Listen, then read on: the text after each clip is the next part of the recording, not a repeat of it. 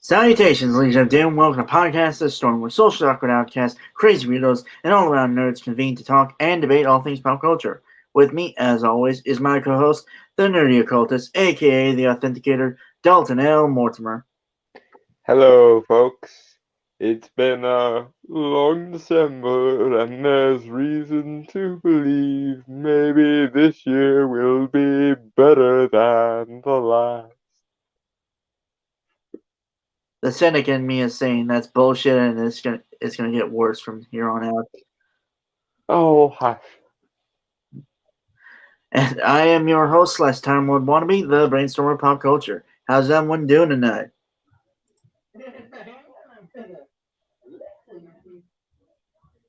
I am doing good, although I have a headache that might make tolerating the stupid more difficult than usual. Oh boy.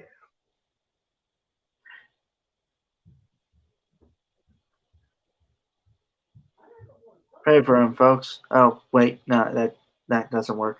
Well, I mean, it depends on the deity. If you're willing to drop a line to I don't know, a polytheistic pantheon, then fine. But yeah, please avoid getting the Abrahamic god's attention, because fuck that guy. Nothing personal against anyone who is of the Abrahamic faith either, by the way. It's just I don't like that deity. So fuck it. What up, Ed?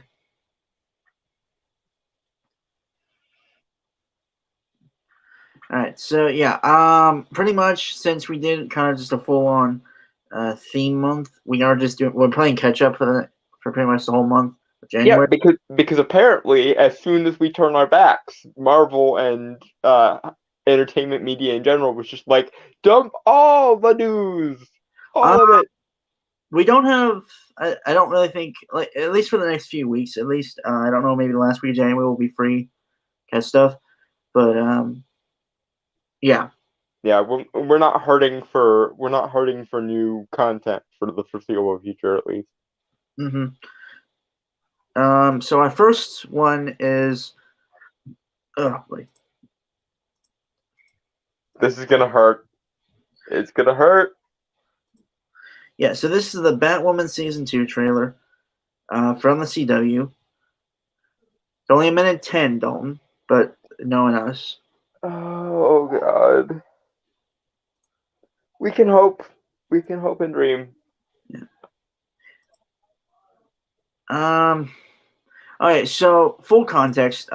Me, Dalton, and sometimes Corrupt tried to review this show, like the first season last year, but we got maybe 2/3 in and wanted to vomit existentially. God. Yeah. Long story short, the only thing worthwhile was the main villain, and they even managed to fuck that up eventually. Yeah.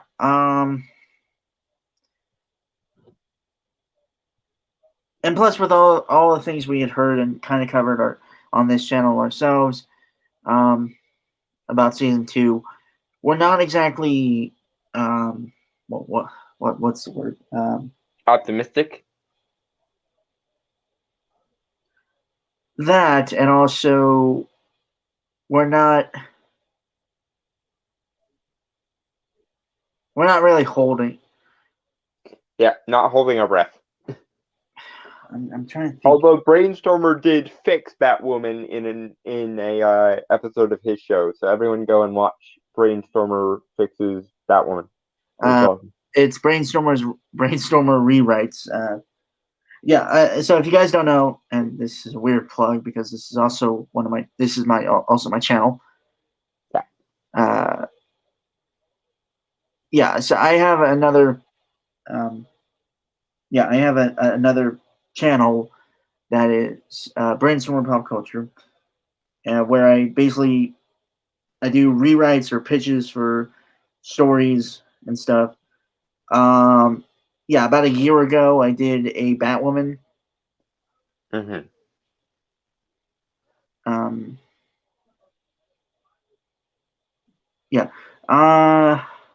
So enough dilly dallying. Let us. Yeah. Okay. So enough stalling. Let's get on with it. Banana. Or Batnana, I guess.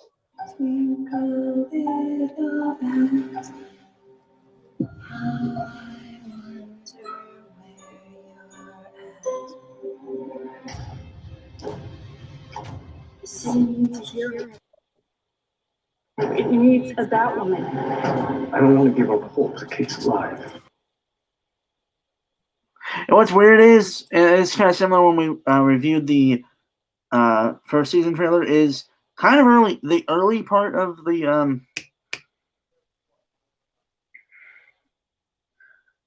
Trailer? the early part of the trailer. This goes with the same, again, like with the first one.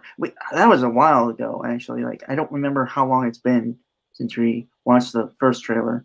It was fairly early on in the show's history, I think, in our show's history. Yeah. Because I remember, like, the very first thing we actually talked about was Gotham, or one of the very first things we ever talked about. Yeah. Oh my God, we were still using Google Hangouts at the time. Yep. Wow. But yeah, the same thing applies here. What I remember saying, or I'm paraphrasing, is that ironically the first, like, the opening of these trailers are often good. Like, they have merit there. Like, it actually seems like there's a good show, or could be.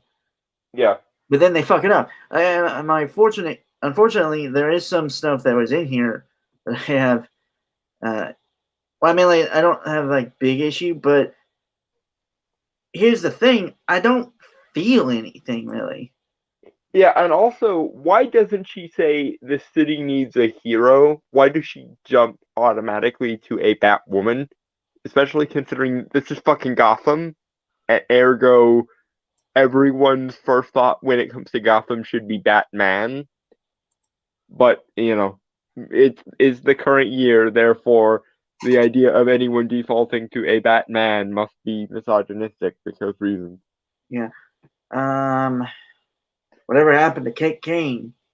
She was horrible and she died off pathetic. Yeah, after killing Kevin Conroy's Batman. And no, I have not forgiven her for that. Fuck you. Would make sense if they actually made her a fucking killer. Well, that, and also if they had actually presented them fighting, like an honest to goodness fight, and she just happens to get lucky, or she happens to exploit something in a weakness that he had. But no, she just knocked him into an electrical vat that for some reason he had in the middle of the Batcave, and then reasons.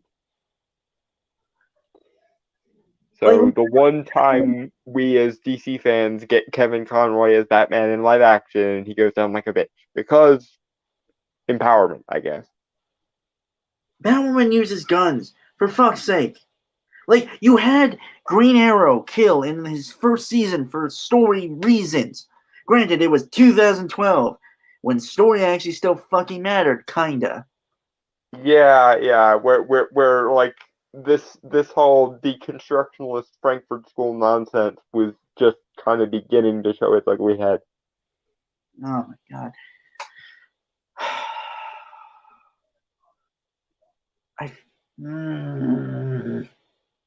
Let it out. Let it out. It's healthy to be angry at things that are stupid.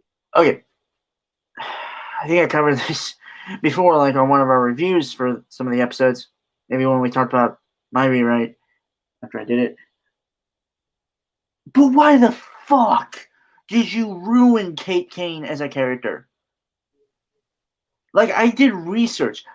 By the way, writers, do fucking research on adaptations. It's fucking important. Yes. Completely and totally agree. The fact When your task is to adapt a character, it helps to know even the slightest motherfucking thing about the character. Just saying. right. Yeah, and for the record, professional writers, a YouTuber, amateur writer is telling you do fucking research on adapting shit. When literally my whole channel, my other channel, is just basically overglorified fan fiction. And it's better than 90% of anything written in Hollywood in this day and age. I can confirm. And I'm not just saying that because he's my friend. I genuinely think that someday in the near future he's gonna be the next big name in independent comics. And I'm gonna be able to say I told you so. So hear me now, quote me later.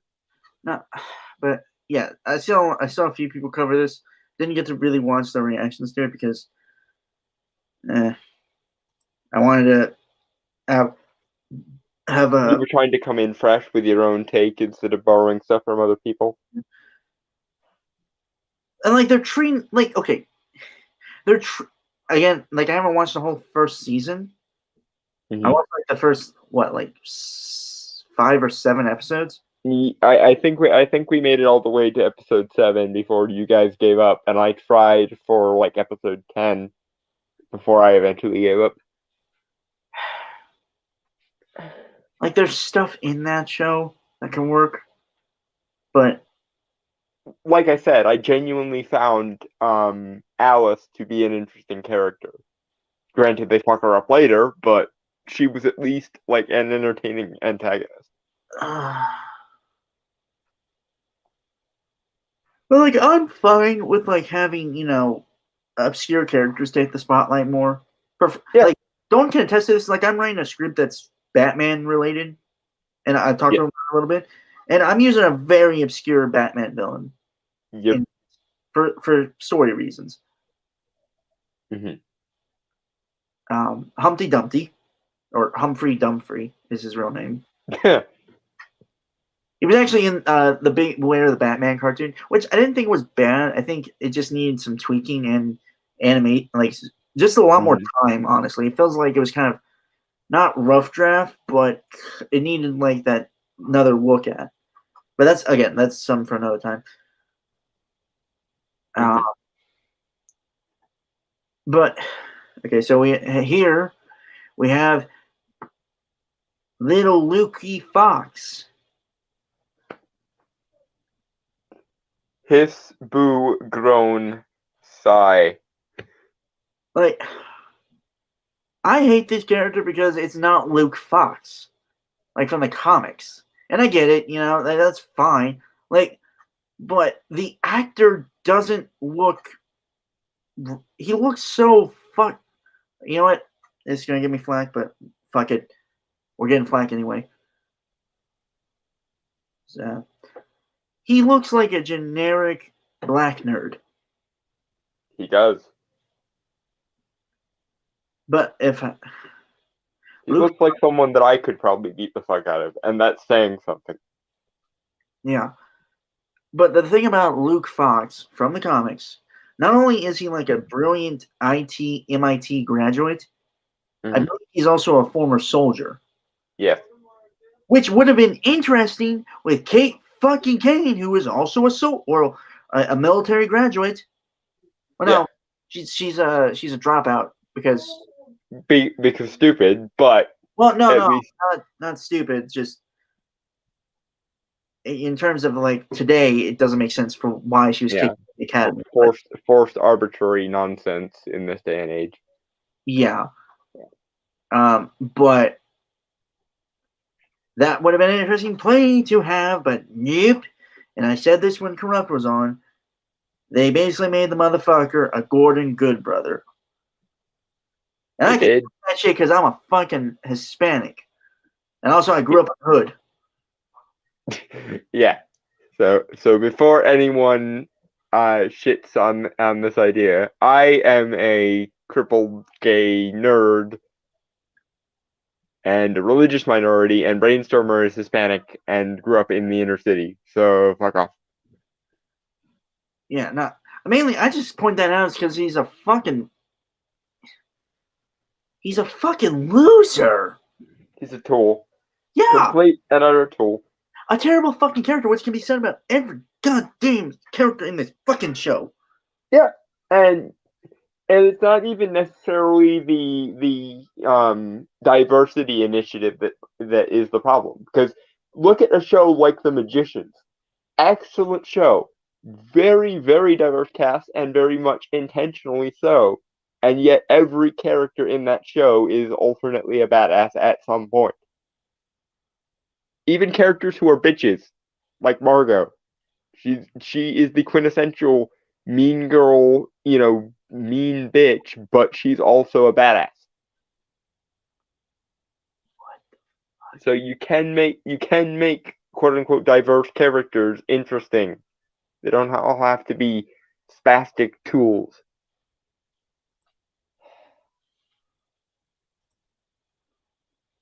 Shall we move on?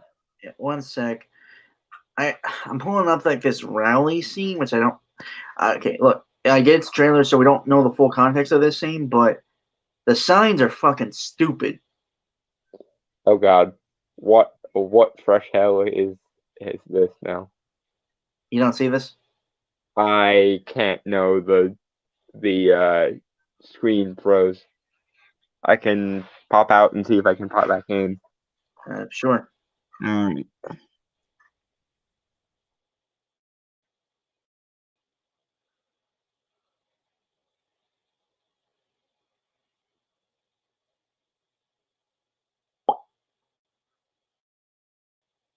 Just a sec, folks.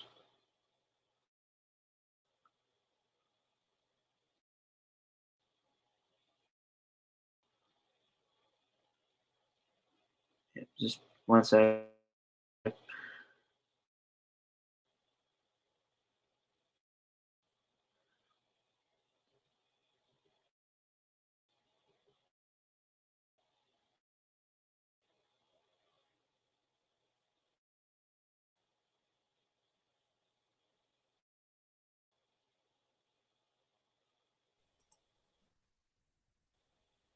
Okay, I have returned.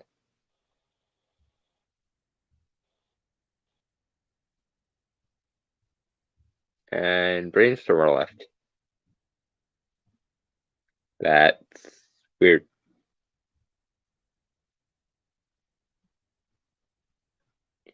I hope he realizes that I cannot let him back in.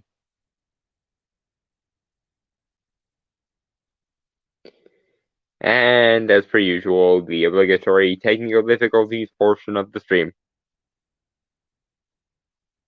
What is this, HBR? Bull? No. No, we're not that good. We're not that good, folks. But we try. And he's back. Sorry about that, folks. I had to close out real quick because like my side froze. Oh joy. Lol. Yeah, sorry about that. Yeah. Game of musical technical difficulties. Yeah. Round and round we go. Yeah. Okay. Yeah. Okay. So let me pull back up the trailer. Ready to kick off the start of the year for us. Maybe this year will be better than the last. Yeah. Okay. So we were at 20 seconds. Yeah. one sec. You mentioned about the rally signs. Oh, right. Can you see it now? Yeah. Okay. Give me a second. Just let me find it. It's like a.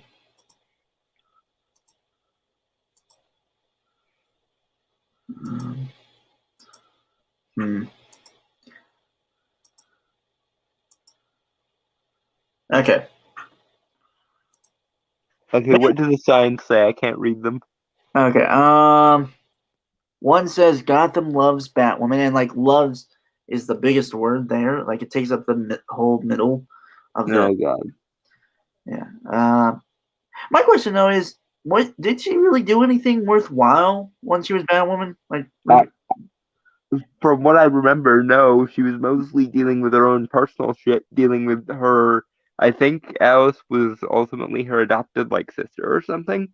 no, her actual sister, who she thought was dead. Right, but like when you get right down to it, then that means that all she was accountable for was shit that her own family caused in the first place. Right. And there's also a weird thing. I don't know how you feel about this. Where they have the bat symbol, with like a pride flag, like the bat symbol's in front of it, and the other one is like with the pride flag within the bat symbol. Oh, fuck you. You number one, fuck you, because speaking myself as a member of the LGBTQ community, do not fucking patronize me, you pricks. Secondly, why are you making a protest in a superhero universe about superhero shit analogous to social activism in a current socio-political context? Why are you doing that? Well, I don't. But mainly, my issue is these signs look cheap, which I get. It's made to look like that because people. Yeah, they make signs out of whatever they happen to have at hand. Yeah, Right, but I don't know. It's just like I'm sure like actual people could make better signs than this. I just noticed. sadly, most people, yes, probably could make better Oh my signs than that, but the people. God! It's an anti-gun rally. Yep. What the? Are you kidding? I just noticed like two of the signs. Crows are gun safe with the with parentheses on un. And there's also one with like gun. Fuck me. And that's exactly what I was getting around to say. Most people, if they decided to protest for something, would make better signs than this. But the people that the writers of Batwoman are actually ostensibly on the side of can't make more compelling signs than this because they're incompetent. True. Just what the fuck. Therefore, we have to make the incompetent shysters who can't even make a sign correctly look like the good guys. Because reasons.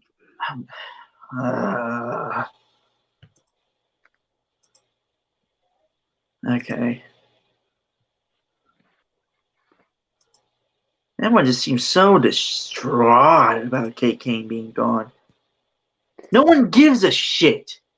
Also, while we're here, did anyone have this reaction to Bruce Wayne being gone, or Batwoman or Batman being gone rather? Nope.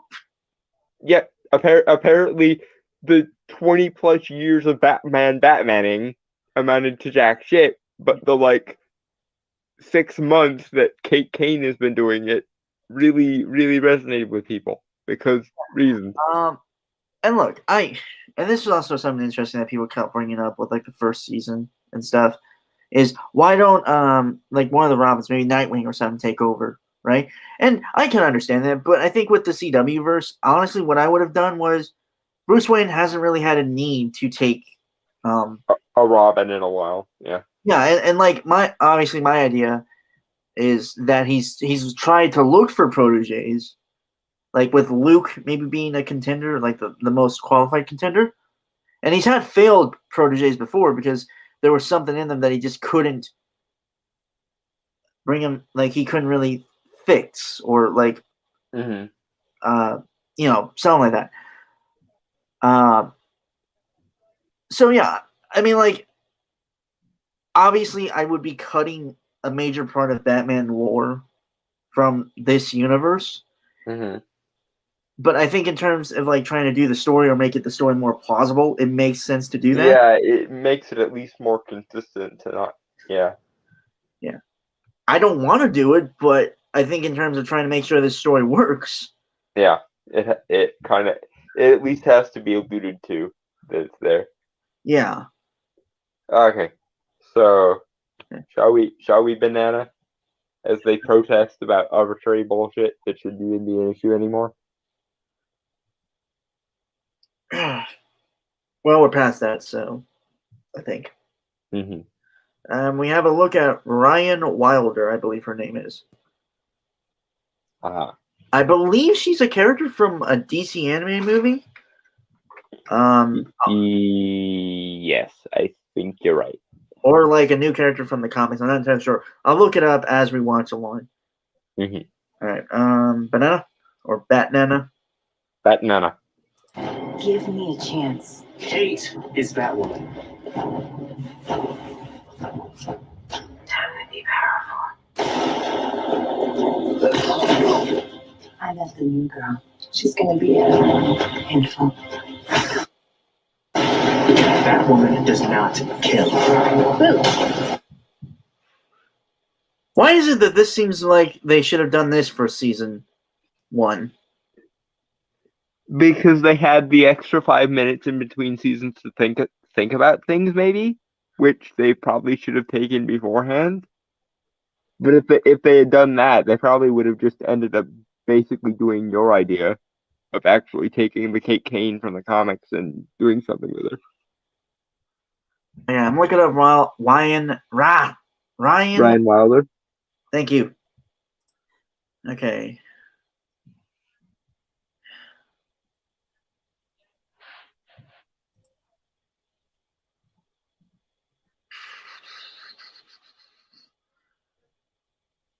Oh no, she's supposed to make her debut in a comic.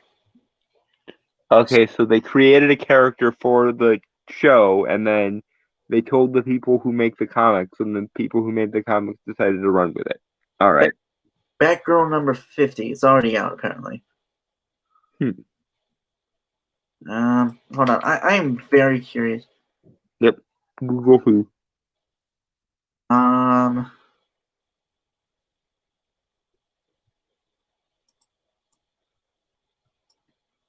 Just like if it is like a truly, because I thought I saw someone say that she was in Mystery of the Batwoman. If anyone remembers that movie, Mm-hmm. it's been a long time since I've seen that movie. Hmm.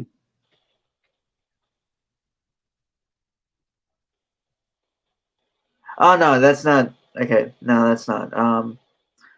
Someone just did a stupid. That someone was me. My bad. Yeah. Okay. Yeah. No, it's just like it's weird. This seems interesting. Like this seems very interesting on the fact that one, it's implied that Ryan Wilder is killing bad guys. Yeah. Kate Kane killed bad guys. Yep. So they just took an interesting thing from Kate Kane's backstory that they didn't fucking use and gave it to a different character because stupid. And I kind of have an emotional connection with the comics, Kate Kane, because I did research on the bitch. That was disrespectful. No, it wasn't because you're not using bitch as a gendered insult. You'd call a man a bitch if they were being a bitch. Well, no, it's not that. It's just like I was calling comics Kate Kane a bitch, and that's what I thought was being insulting. Oh, okay. Yeah. Yeah. The comics Kate Kane is much better than TV Kate Kane. TV Batwoman. Yeah. No, it's just, but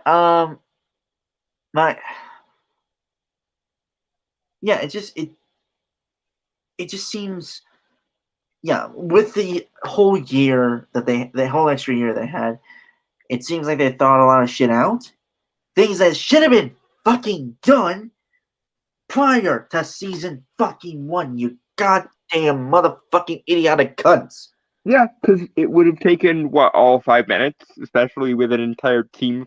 Like, it took you maybe, a week to start doing research on Kate Kane and get an idea of what you wanted to do with her? Okay, you also have to add in a little bit of procrastination. So about 2.5 weeks took me to make that whole thing. Yeah. And that was just using, like, internet resources and stuff, whereas they have an entire team of writers and interns that can research shit, and probably enough resources that they could go out and buy the comics that they wanted, and they could probably ask the people who made the comics in the first place, because connections, and they just didn't. Because reasons. Yeah. Weird thing is, it looks cinematic. Is it weird that it kind of looks cinematic than the first season? No, I don't think so. But then again, looking good was never really the problem with the show. Because I remember in the first trailer, when we first saw Gotham, we were both really in favor of their aesthetic for Gotham. So Yeah, looking good has never been a major hurdle with the show. It's been the fucking writing and the characters. yeah, it weirds me out that there seems to be more effort put in.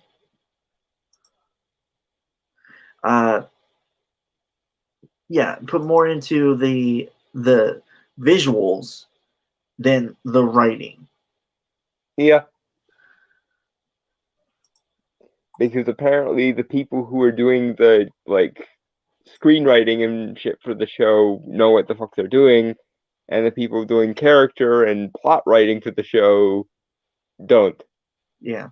Okay. Which, honestly, if nothing else, I mean, you can look back as far as, like, Adam West Batman, and it can tell you that, if anything, you should skimp on the aesthetics and get really, really good writing. Because, like, I mean, Batman, classic Doctor Who, a lot of shows from a couple of decades ago were really, really shitty looking, but they were really, really well written, and so people liked them. Yeah. But not now. It's, a fresh coat of paint over what amounts to a pile of shit. To quote Cloud from Final Fantasy VII Mecha Bridge, it's a Team 4-star thing, basically in a bridge series of, a Final Fantasy game. It's really good, by the way. I would totally recommend it. Mm-hmm. Also, their Hellsing Bridge.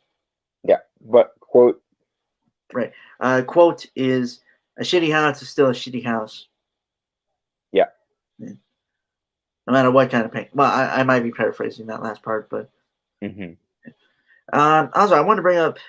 I mean, like, I'm sure a lot of people have brought this, like, what was said here. Hold on, let me. Time to be powerful. What does that mean? Like, I'm sure we get more context. It's a reference to the, female empowerment thing of, time to be a strong, independent woman, and because male characters never felt the need to dig deep inside themselves to find untapped reservoirs of power or anything. That's That totally never happened. Though. Like, that's every character, though. Yeah. Like, literally every character can say time to be powerful. Yeah, in especially in the superhero genre and other genres that focus primarily on heroism. Yeah. Hell, even manga does this. Like, specifically shonen, but Yeah, how many shonens are like, I need to reach inside myself and find the new reservoir of power. Anime scream, and then big colossal energy blast, and the villain is defeated, and so on. Because I'm pretty sure that's basically every shonen ever, or at least every fight shonen ever. Battle Shonen, I believe it's called. Yeah.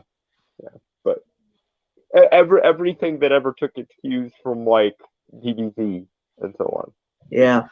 Speaking of which, American comics really need to take some notes from manga. Honestly, I'm beginning to think that what the comic book industry desperately needs is a Japanese invasion, in the same way that in the 90s comics were saved by a British invasion. Yeah. I mean, we got Mark Pellegrini and Timothy Lim doing Common America, Black Ops. I've only read Black Ops, which is really good, by the way. Like, totally recommend that comic. And I apparently showed up in Cayman America Volume 2 in quasi Lovecraftian squid form because reasons.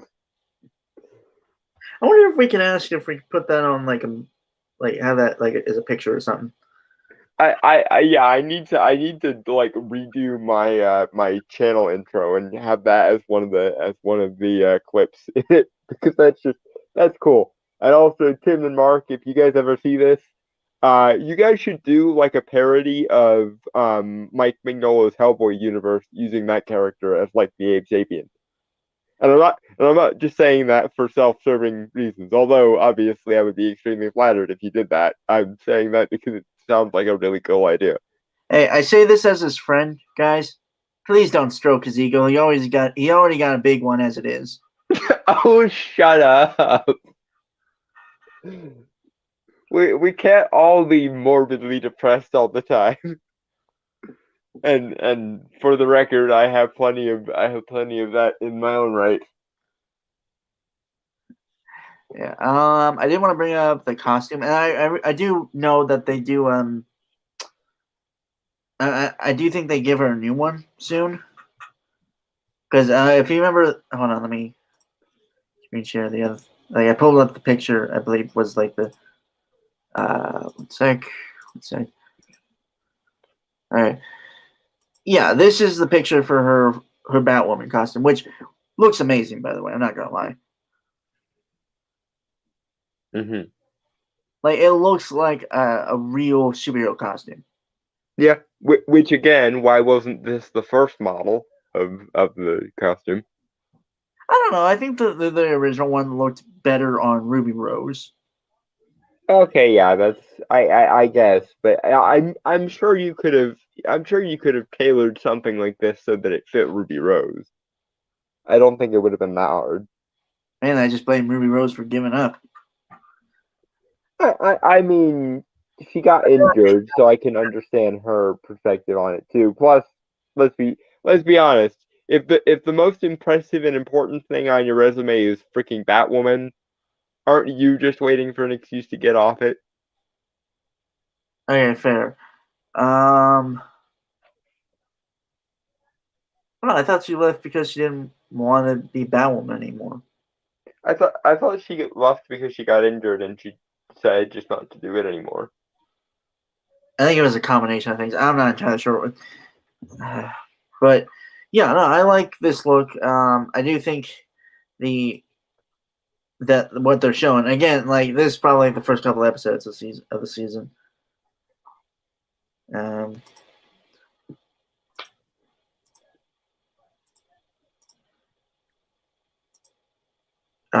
It looks very awkward. And, like doesn't really fit her. True.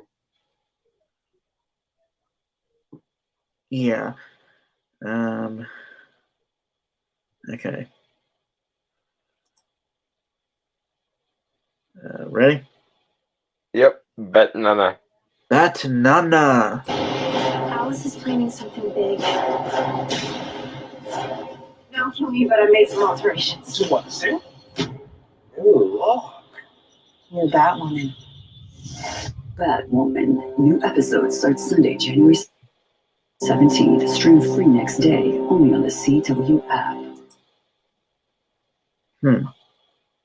Well, they briefly showed the new costume, though it doesn't look like there's a cape. Oh, they might be doing a Batman Beyond thing. Maybe. I wish there was better lighting though, because you can't really see it. Right. They Or- probably have to hide a little bit of the a few of the mistakes. Or it could be the color grading. It might be. But yeah, I'm not. First things first, like grab thing, like no, drawing a line here. Me and Dawn, we talked about this. We're not watching the second season, okay? No. The first season killed our souls. Yeah, you cannot pay us that much. There is not enough money in existence, and you could not conceivably print enough Like to legit, make us watch that again. like even if you steal the riches of all gods or deities within the entirety of the universe, plus all the money in the universe, I don't care. I don't care if you have the lost treasure of Atlantis. I'm not watching that show again. No. no. Oh my god. Yeah, and stuff. Like who knows? Maybe it could be better, but the thing is, it's stained from such an abysmal first season. Yeah, I don't even know where they're gonna pick up from because Alice was primarily Kate's nemesis, and they can't really, and she has no reason to screw with Ryan Wiley there. So yeah, I don't even know who you're gonna get as the antagonist because again, in my opinion, one of the only salvageable things about the first season was Alice being very, very over the top villainous all the time. So this is going to be a version of Batwoman without Alice in it to be an interesting antagonist. So no, just no. Like you can give me the entirety of the Habsburg crown jewels, and I will still tell you no. Yep. Yeah, they had so many weird things going on in the first season from what I remember. Like, I don't think it had a real end game. No, it didn't. Like, okay, and this is my big issue is, and I get it, like, Ruby Rose leaving kind of put a lot of wrench in the work with the story and writing. Yeah, sure. Yeah. But I don't really get where it was ever going. Like, from the episodes we watched, there never really seemed to be a real through line. No, there was no point. It was amounting to nothing, and that it never seemed like it even wanted to amount to anything. Yeah. I didn't want to mention fuck.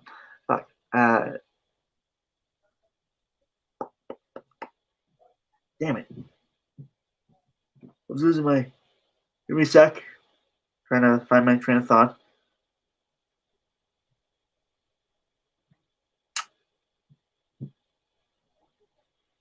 Right, okay. If you compare like season 1 of Batman to season 1 of Arrow, both I believe have the same number of episodes, like 22. Mhm. Which would you say is better? Batman season 1 or Arrow season 1? Arrow. Yeah, marginally, right? Well, why is that?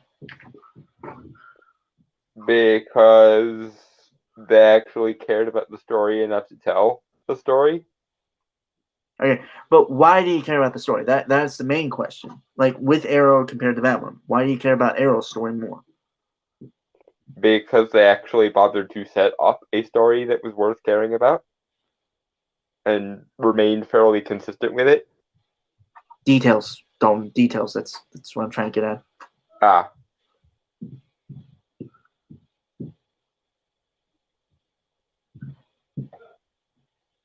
Right. Okay. So that awkward silence there. What I'm getting? Well, I assumed you were gonna try to fill in something. Right. Was Okay. the thing there? Right. Okay. So yeah, Take a shot, folks. Character work. Uh-huh. It's just like every character, like not even like the main character and the antagonist, and also, um, the side villains and stuff. Mhm. Every character you meet, even like one-off people, are interesting. Like they seem to have stories, Mhm. like personality, and that could just be the actors or something, but they were interesting. Yeah. The most interesting part of Batwoman was again the villain, and that's not even going to be there this time. Yeah. But yeah, no, it did have, like, again, the first episode was fucking amazing because I watched the pilot when it first came out. God, how old was I? Like I was 2012. I was probably 11 going to 12. Yeah, and that was the year I was going to be graduating from high school because I graduated in 2013. Yeah, so we were fair. Wow. Sometimes I do forget you are literally like 3 years older than me. 4, I think, technically. 4, 3. Ju- Yeah. July of 1995. Yeah. So okay. Yeah. Yeah.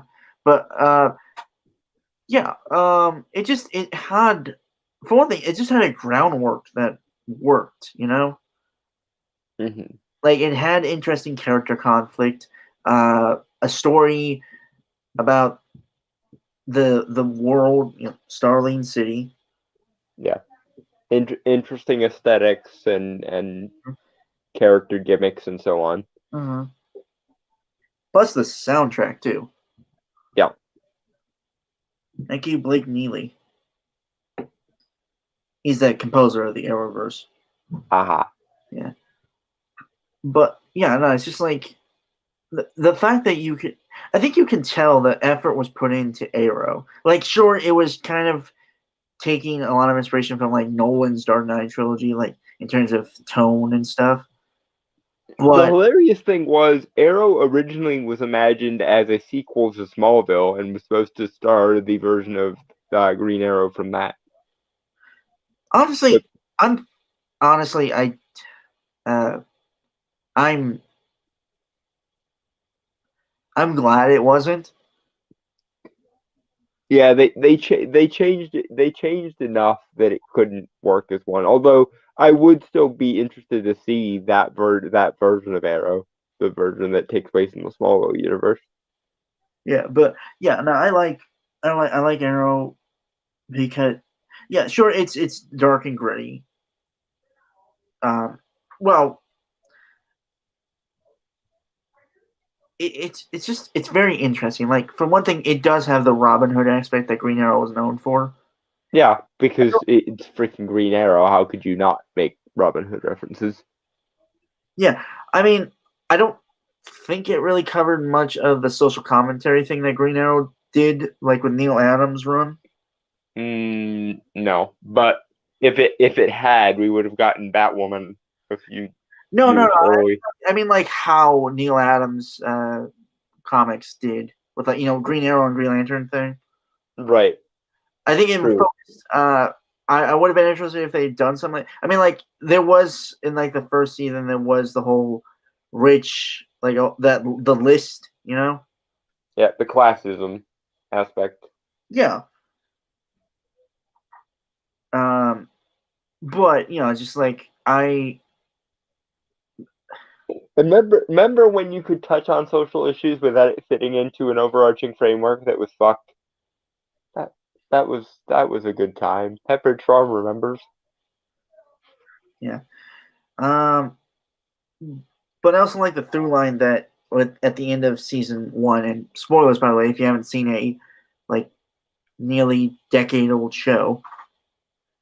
Yeah. Although if you didn't care about Arrow or any of the adjoining Arrowverse, why are you bothering to watch this?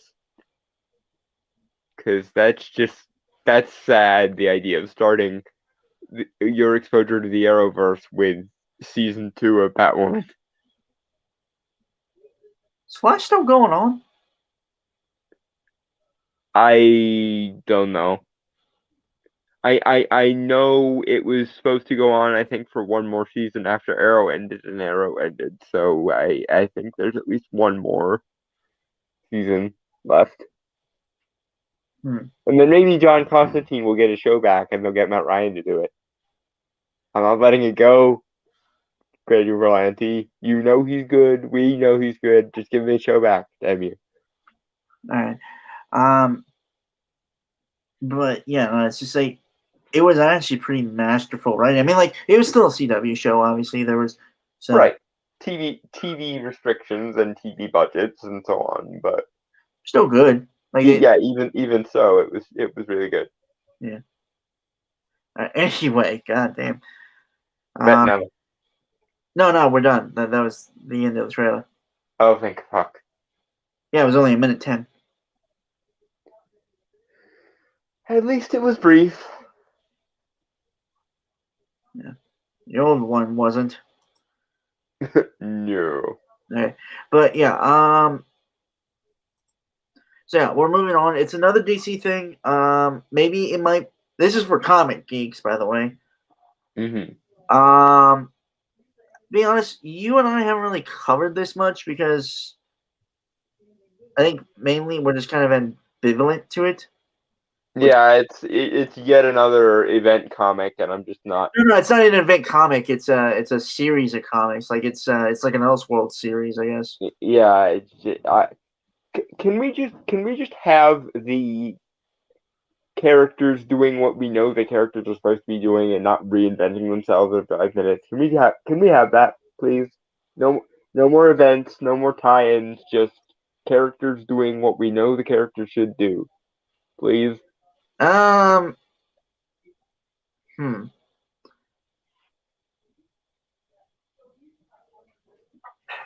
Yeah, that would be my number one move as an editor for either Marvel or DC.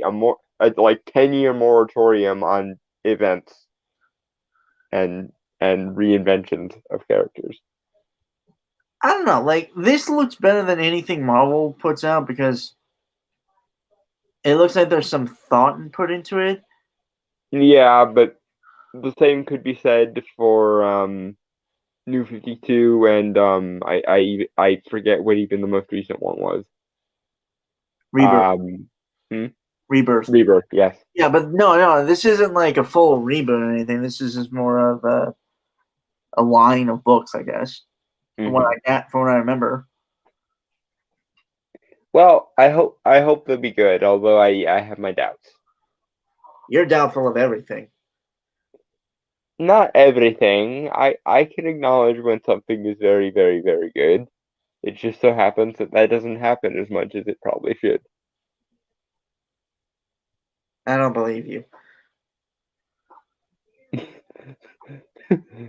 Says the guy who I constantly compliment on his writing skills. I stand by what I said. Again, says the guy who I give constant compliments to and encouragement to. All right. Shall we banana? We shall banana. Oh, very good. This is like a comic trailer of like the line of books. Yeah, I think the last time we did a comic trailer reaction was the New Warriors. Don't remind me. Oh god, that one was so bad it was fun. All right. Shall we? We shall. Banana.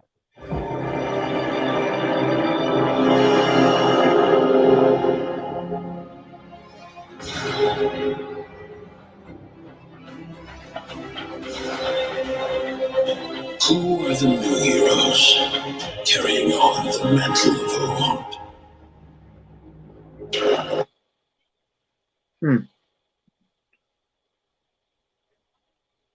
I gotta say, I like the art.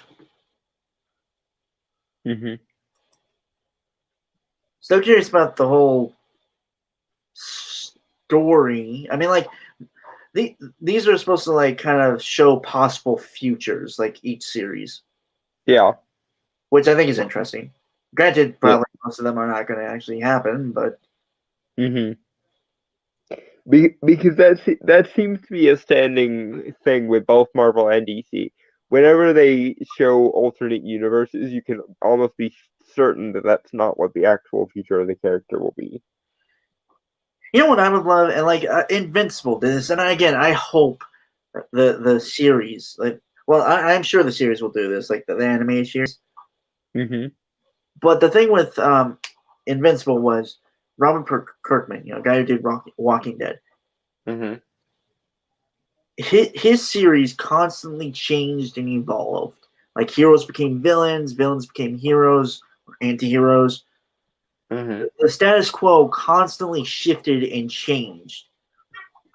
Yeah. And I like the idea. I wish they would have the balls to do this. Like, and I get it. And some YouTubers have said this is like every writer should treat the comic as like the reader's first comic. I get that. Yeah. But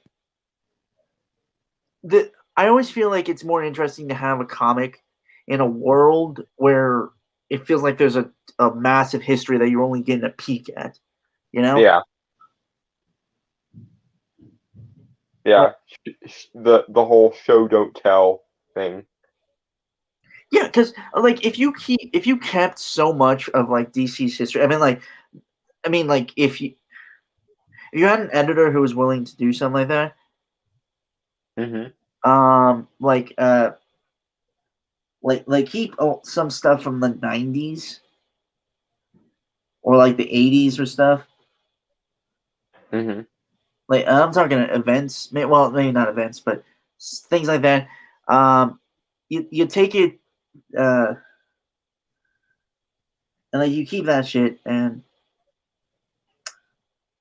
I'm sure the world would be completely different if you were willing to like let things grow and evolve in the world of the comics. Like Yeah. I don't know if we ever had this discussion before, or like I talked to someone about this before with like Marvel, but whenever Genosha was originally created, like in the comics, I don't know when, Mm-hmm. but it's been a while. Logically, that would have been like a world superpower by now. Yeah.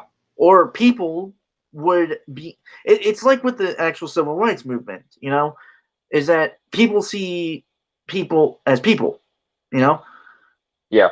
mostly. I think there are other, but generally, no one really gives a shit about race these days. Yeah. And I think eventually, amongst the mutant population, it would be the same shit. Like, oh, my friend has a mutant power. If anything, that's cool, and or I don't care. Especially with how commonplace mutants and shit are in the Marvel universe in this day and age. Well, I mean, they did the whole. Obviously, they're always going to care at least somewhat because a power is a power. Oh, But no. I meant the whole Inhumans thing they did in the comics. Remember? right, because Ike Perlmutter wanted to one up mutants without having to reference the mutants, so they decided to kind of change over Inhumans to become the new surrogate for mutants. So fucking stupid. But yeah, at this time, like humanity, I'm sure mutants. Honestly, I'm sure there'd be more mutants than humanity because let's be honest, it'd be like a baby boomer thing. Well, it's also evolution. I mean, if you are a woman and you're looking for a sexual partner, let's be adults about this. Who are you going to find more attractive? Normal vanilla human with normal vanilla human weaknesses, Or fucking. or superhuman with reality bending powers and shit? It's amazing that you went there and I thought of Wolverine first. Yeah, power has always been an aphrodisiac, whether it's financial power, physical power, intellectual power. Power is attractive, and it's one of the things we're wired as a species to select for. And the whole premise behind the mutants and why they're supposed to be so frightening is because everyone, at least subconsciously, is aware they're the next step in human evolution, and they're not exactly okay with that, hence the prejudice. But eventually, after, in the same way as racism or sexism or what have you, people are just going to kind of be okay with it. And at the point in which people are just kind of okay with it, then the normal evolutionary drives of sexual reproduction are going to kick in, and it's going to be like, oh shit, that guy can literally bend steel with his bare hands and shit. So, bang, bang, bang, bang, bang, and so on. Yeah. What I'm saying is there should be a lot of little Colossuses and a lot of little Jean Greys running around right about now if we were playing by like old school evolutionary rules. Also, I would have loved them to just do a generational thing, like have characters grow up, evolve, become different, repeat cycles and shit like that. Like maybe have Quicksilver become the next Magneto, essentially. Yeah, that would have been interesting, and they kind of did do something like that with X-Men Evolution. Pietro was kind of the leader of all the cast-off Brotherhood of Evil Mutants after Magneto was a bitch. Yeah, so like by this time, like we should be seeing the granddaughter of the Fantastic Four. Although maybe not with them, because with Franklin's reality warping powers, there's no reason he needs to age unless he wants to. Really did just. It was more an example. I know. I'm just saying, like, in principle, there's no reason.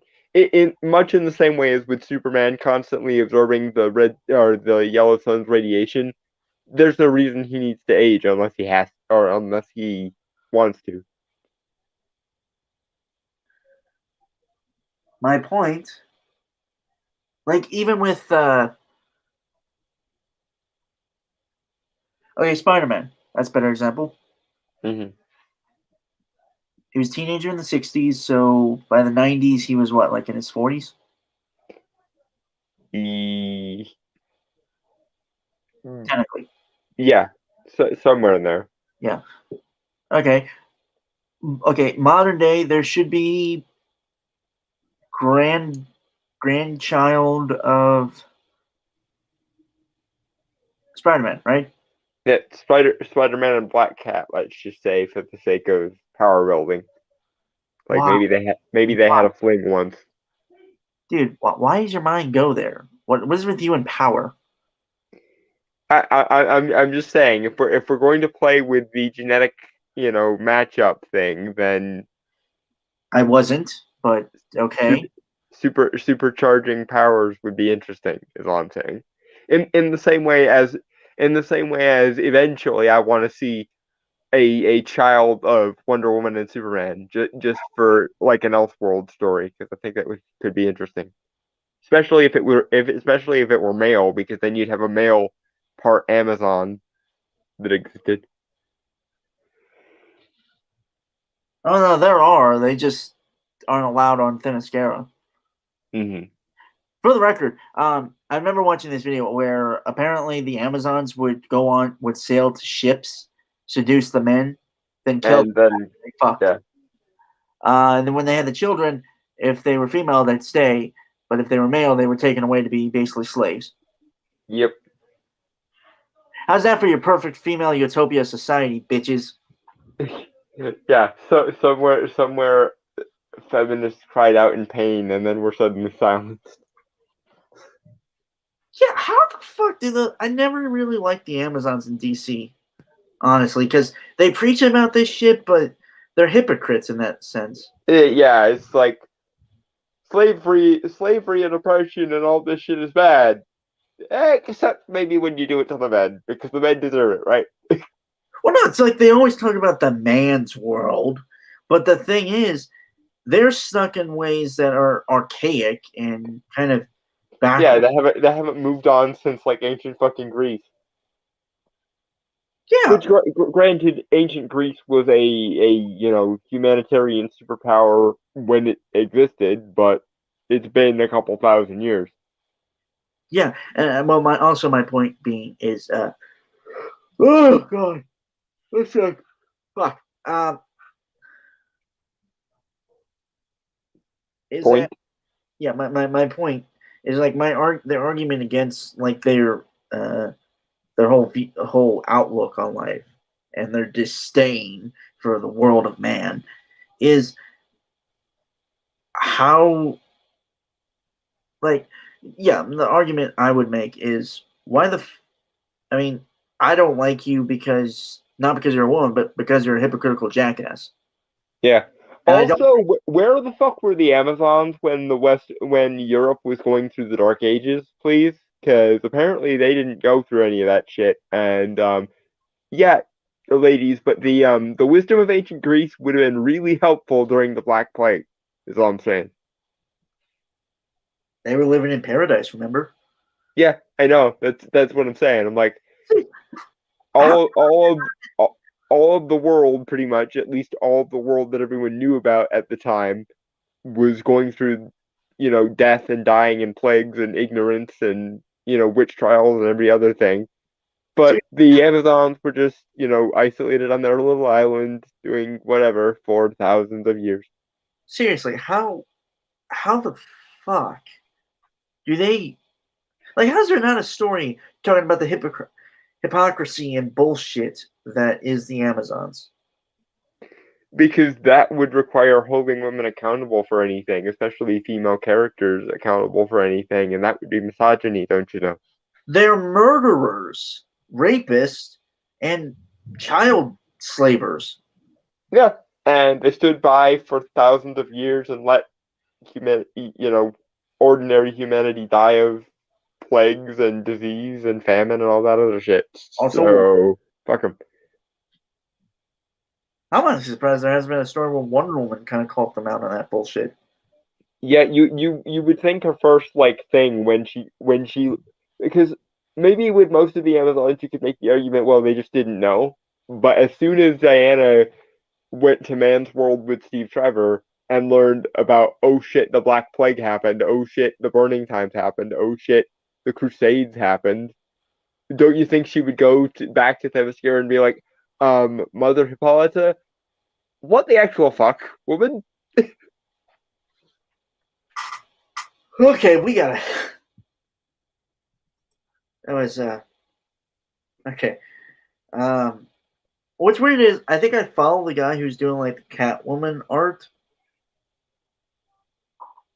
like on Twitter. Mm-hmm.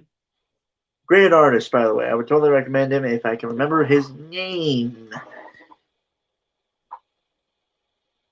I'll tell that. I'll tell that later. If Yeah.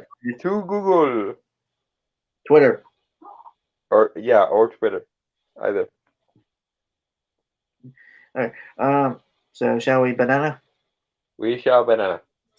What has become of the icons? And what new evils will they confront? This is Future State. Okay. I'm getting a lot of Tron influence apparently. Which, I mean, if you're going to do a futuristic setting, I guess that's not a terrible resource to pull from. In aesthetics anyway. Mm-hmm. Yeah. I think they're kind of setting some stuff up, like stuff with Batman, like in the current run. Mm-hmm. With James Tynion, I believe, which I've heard good things about his run. Mm-hmm. But yeah, I don't really know what to say because I'm kind of interested, but also kind of not because the thing is like DC's kind of bored me as of recently, in the last few years because they haven't really done anything of interest. But I think they're kind of gaining my interest back, mainly with like the Batman stuff, like with reviews and things I've seen of it. Mm-hmm.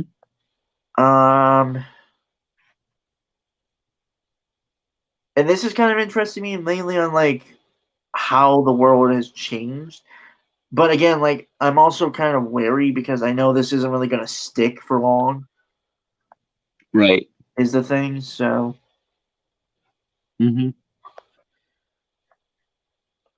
Like, legitimately, I would honestly start from... Well, maybe not from scratch, but... I would literally... Like, if I was editor-in-chief, I would legitimately make a kind of just, like, ground rule, or, like, a mandate, essentially, that everything that is made from now on stays permanently Mm-hmm. for as long as I'm editor-in-chief. Yeah. Also, work and make good stories. Don't make shite, or you're fired. Yeah. Considering that your job is literally to tell stories for a living, I don't think that's a very harsh restriction. Be good at your job, or you will have none. Yeah. That's how it works in literally every other industry. Shall we? We shall banana.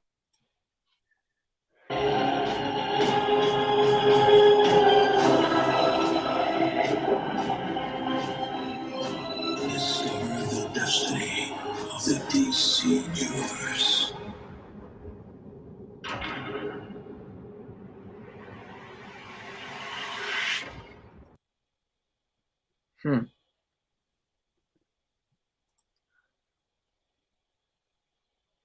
Like, I'm meh on this, honestly.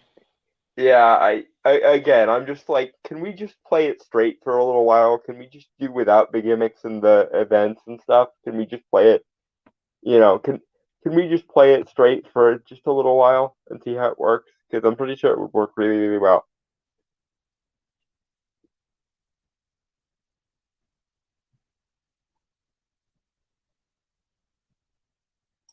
Yep. Moving forward again. Now Marvel stuff. Let's be honest, they kind of hit it out of the park here. Don't exactly agree with what they're doing in certain situations. We'll cover that next week. Mm-hmm.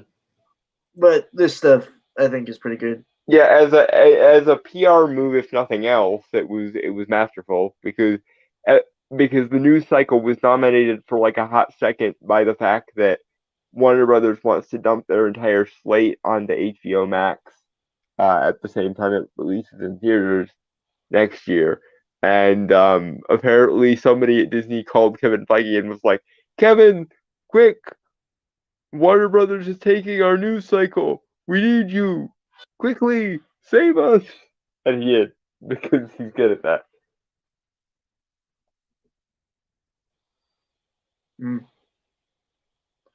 Okay, so this is the official trailer 2 for WandaVision. I believe we covered the first one. Mm-hmm. It was good. I didn't really feel anything myself. I think I got what they're going for, but Mm-hmm. I'll be honest, I don't really have much of a connection with Wanda and Vision because the movies didn't really tackle them much. I mean, like, there are moments, obviously, but... Right, but it's a lot of we're being told they have this connection and we're not really being showed it. I mean, the actors did pretty well for what they were given and whatever time they had, but... And I mean, the death of Vision in Infinity War is still one of the more emotional moments in that movie, but Yeah, like, ironically, I think Infinity War did a lot to show the relationship. Yeah. I just wish there was more of it. I wish... How long was Infinity War again? Like, I don't think... Was it 2.5 hours, give or take. I think there should have been, like, an extra 20 minutes, honestly. They really could have done more. Yeah. Because Avengers Endgame is 3 hours. Yeah. And it's by far the inferior movie compared to Infinity War. Yeah. But, yeah, it's like... That's a thing for another day, but... I like that they're getting a series so they can explore the relationship a little bit more, but... I realize it's supposed to be the fallout from Endgame and, like, Wanda kind of being unable to cope. Mm-hmm. And I get that, but I just I don't have the emotional. It doesn't have that emotional weight that I think they're trying to do. Yeah, It but might be when we're watching the series, sure, but yeah, I think maybe that's what the series is for, is supposed to establish that connection. better. You mean?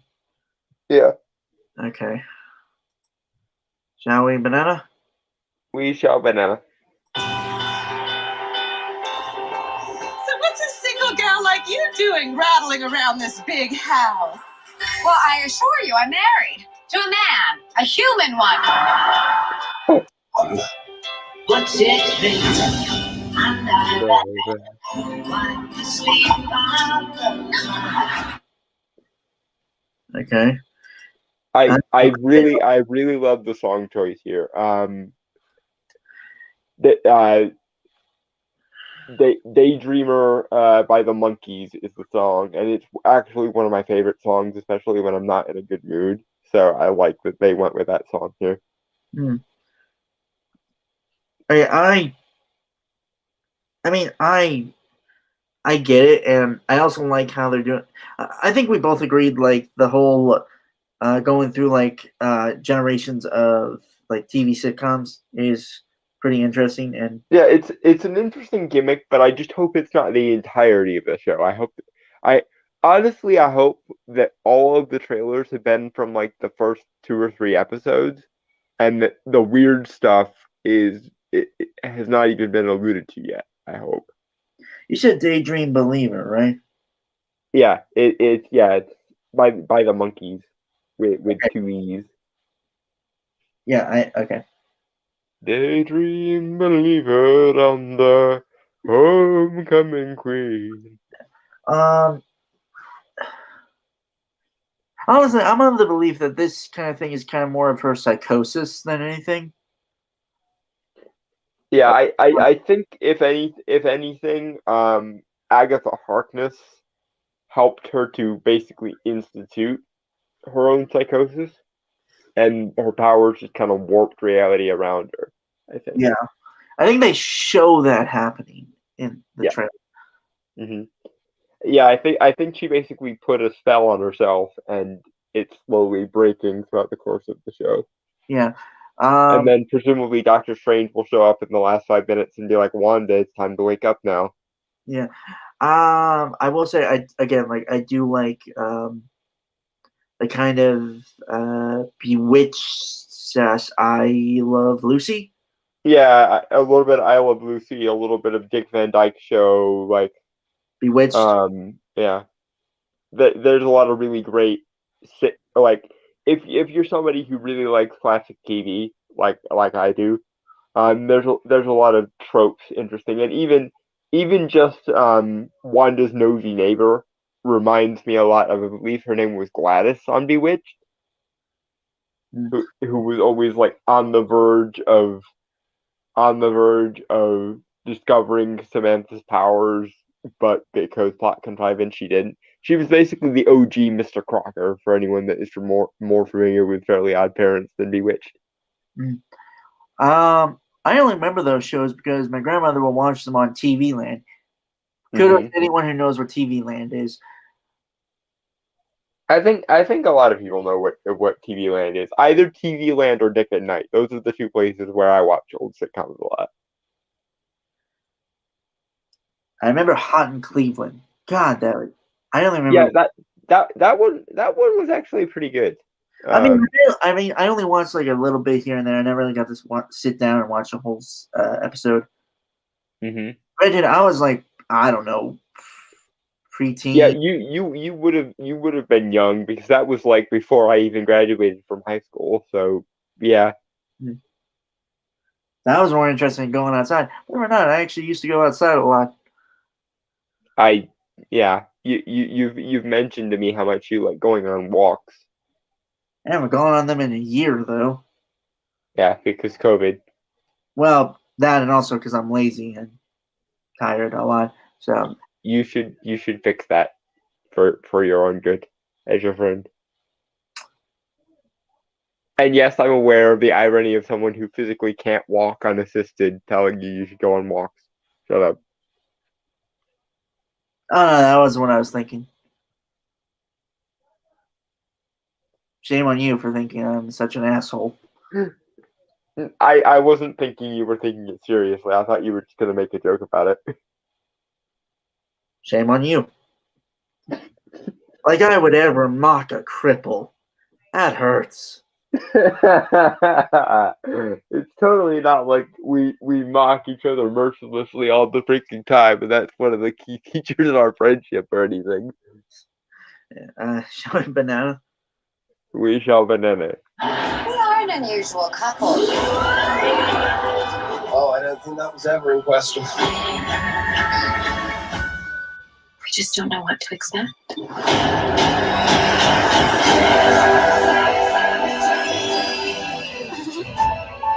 I'll never say, but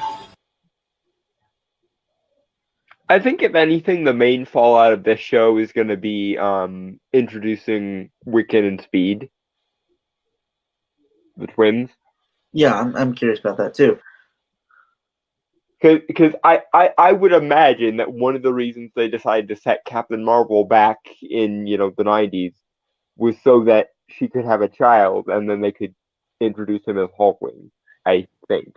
Okay, continue your rant, and maybe even why you love Wicked and Hulkling, because Yeah. I'll be back. That's inevitable. Every time I bring up Hulkling and McKinn, it always gives me all the warm fuzzies because they're basically my ideal couple. Entertain whatever audience we have. I will be right back. All right. For those that aren't familiar with the trope at this point, Hulkling and Wiccan are, in my opinion, the best gay couple in all of comics, and also, they are kind of my ideal relationship with with the magical nerd and the basically superhero equivalent of a jock dating each other. And honestly, boys, if you ever find your way to my side of the multiverse, I wouldn't be opposed to a threesome. Although, Teddy, if things between you and Billy don't work out, and magical nerds are still your thing, look me up, seriously, because I will do my best to treat you right. And now the horrible desperation of Dalton trying to get somebody even fictional to love him is over for the time being, because I shouldn't look into the God no one is ever going to love me or find me attractive a bit.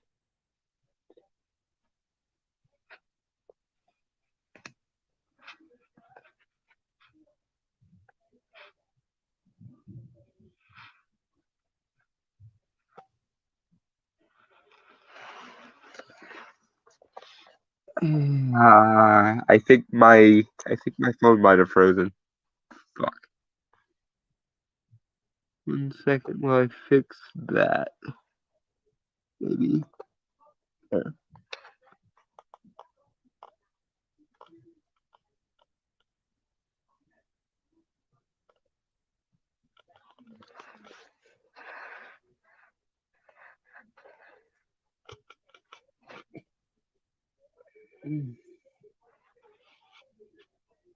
Yeah, but Hulkling and Wiccan are the most adorable couple, and I hope to God we eventually get them in the MCU. I really, really do. So I will be very, very picky about who I will allow to be cast as Hulkling and Wiccan, because they're adorable. I've returned. Yeah. Just in time. What happened? That's just I spit. I was jogging around my house trying to get stuff done. Chores? No, just things to do, things I cannot say on TV, online right now. I see. Well, I'll write it in the private chat for you, man. no, it's fine. I probably couldn't see it anyway because the screen froze again. But yeah. The private chat. Oh, you mean on Twitter? Okay. No, never mind. Okay. Screen froze. Yeah, the thing froze again, and now I can't even look at the comments or the chat. Want to exit, get back in, just check? Huh? leave and then come back? Oh, okay. Can do.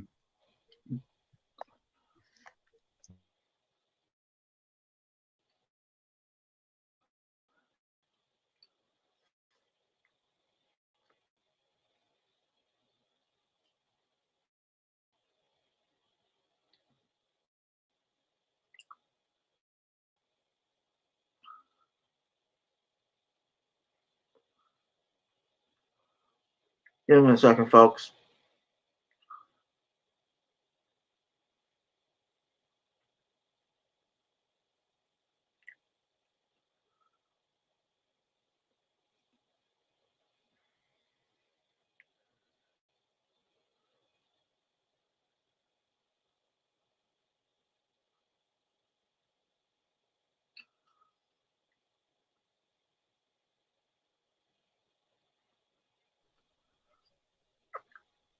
Huzzah. Okay. I can see what I assume is the current screen now. Yes. Okay. We'll talk on the private chat for you. Okay.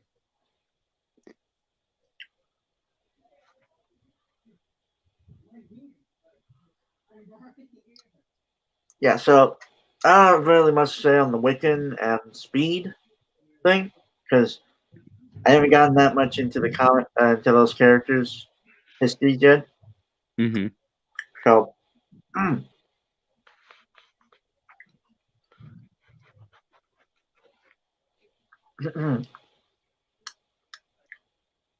yeah. All right. Shall we banana? We shall banana. Okay. Once. Yeah. All right. This seems like kind of 70s show aesthetic. Yeah. Yeah, it's kind of trending that way. I'm curious if they'll ever do like a Saved by the Bell or even maybe Home Improvement sooner or later. Oh my god. Vision is hilarious looking. All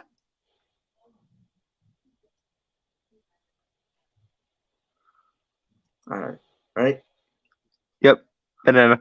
Banana. Wanda, what's up? Who are you? I don't know. I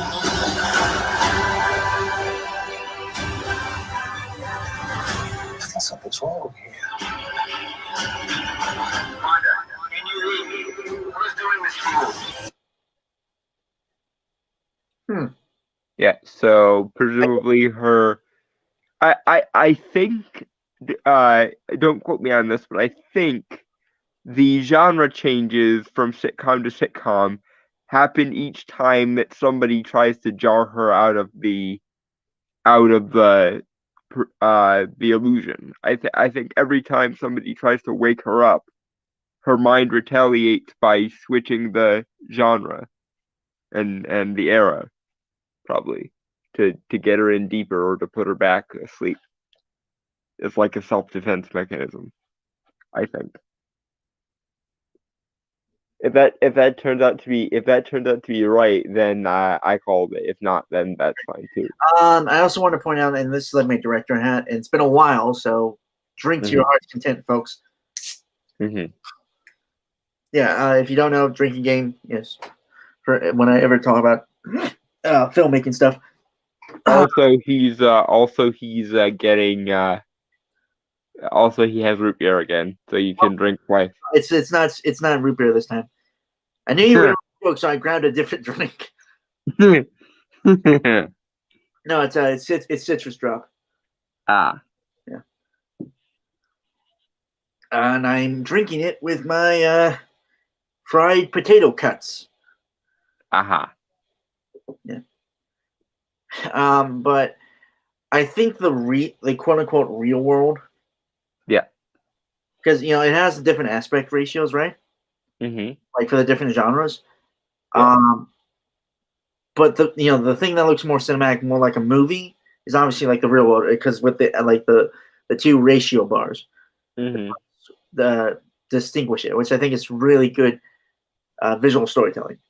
Yes, it is. Okay. It just looks really good. Like it kind of reminds me of the Mandalorian. Yeah, All right, banana. banana.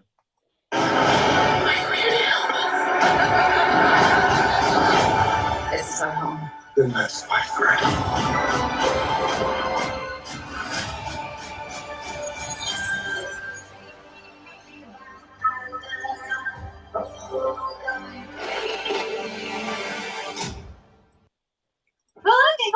Oh, sorry. Yeah. Okay. 20 seconds. Mhm. Yeah, no, it looks good. I think I saw some recurring characters from the MCU before, like I believe Darcy from Thor, Mhm. which I don't know why, but there was also, I believe, a guy from this FBI guy who is an Ant-Man and the Wasp. Mhm. I think he might have been the guy on the radio, honestly. Aha. All right, let me. It's something, I think. Hmm. Yeah, no, that's Darcy. Wow. Haven't seen her since the Dark World. Yeah, she's much better. Kat Dennings, the actress, is much better in the role of Darcy than she is as Death in the Sandman audiobook. Because yes, that is a thing that I've had to put up with is Kat Dennings as the voice of Death. You done? For now. I'll settle for that. I'm never fully done, which I'm sure you know by now, but for now, I have bitched my obligatory Kat Dennings should not be deaf bitch for the evening. All right. Banana? Banana. Well, I think we handled that well.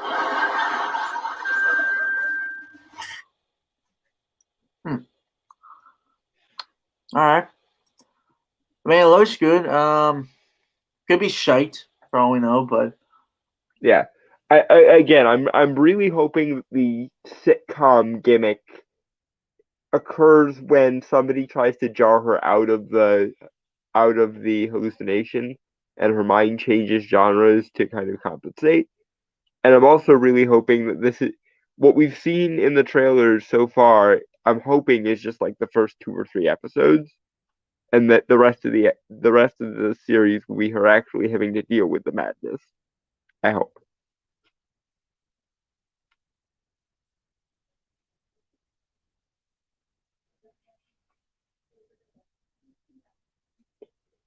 Shall we, banana? On to Loki, yeah, one sec. which honestly makes me think of the idea of Loki slipping on a banana peel, which is funnier than it should be. Well, it depends on which Loki we're talking about. Are we talking classic Marvel Loki, or are we talking Tom Hiddleston's Loki? I was kind of all of the above. I was also throwing in mythological Loki, which I probably shouldn't have said because he's the god of trolls and jokes. So I'm probably going to be made fun of in my dreams tonight. But whatever. Yeah. All right. So I have. Oh, it has English closed captions, so that's good. Mm-hmm. All right. So yeah, this is the last trailer of the night. The Loki trailer. I think this was the one we're kind of more interested in talking about because I think there's a lot more to talk about here. Yeah, I think personally for me, the one I'm looking forward to the most is WandaVision, but Loki is a close second. Hmm.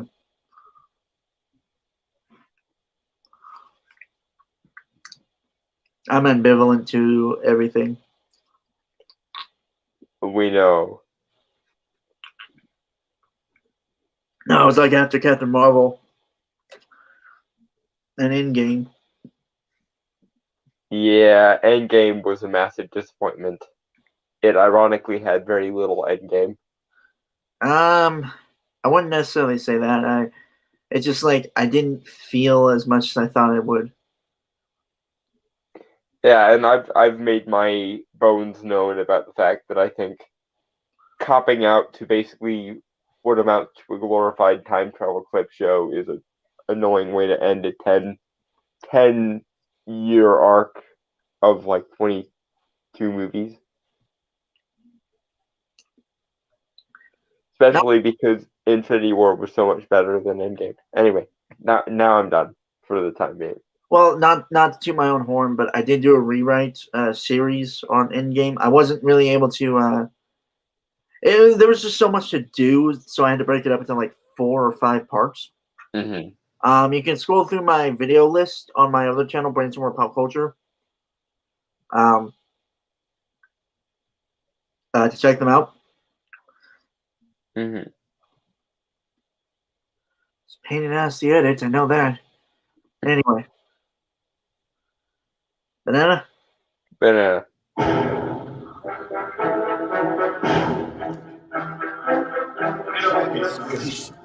Get your hands off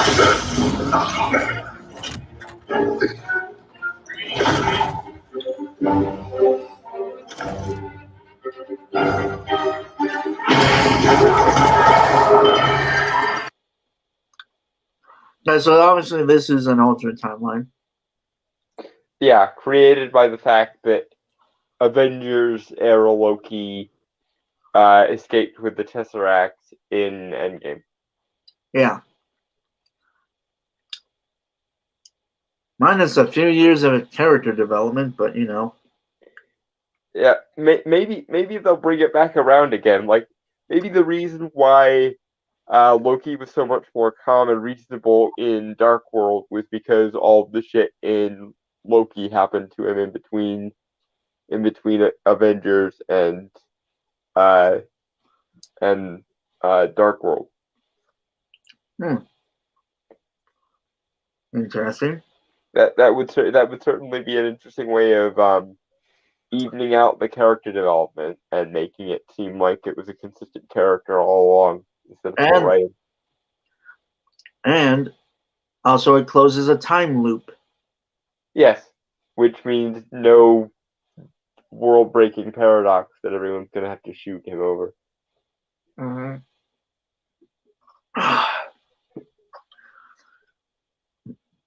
These pear wedges are good, but god damn are they dry. At least you didn't burn your mouth this time. Honestly, I preferred that. Anyway. Shall we? We shall. Banana. Banana.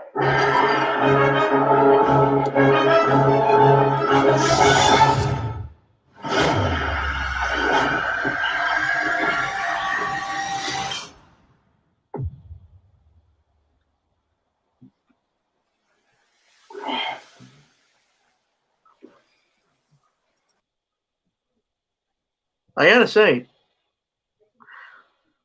like these Disney Plus shows don't really disappoint in the visuals. No, they don't. They clearly were made with money, but then again, Disney does own the world, so that sort of explains that.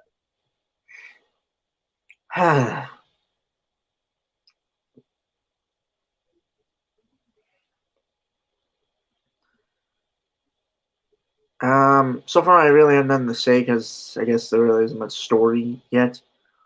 Yeah, the first couple of seconds are set up. Basically, it's recapping that he escaped at the end of Infinity War or Endgame and jumped into the time stream like you do. Mm-hmm. All right, ready? Yep, banana. Banana.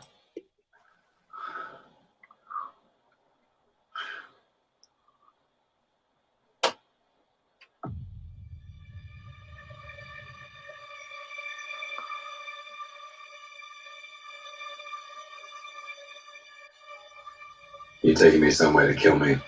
No, I'm taking.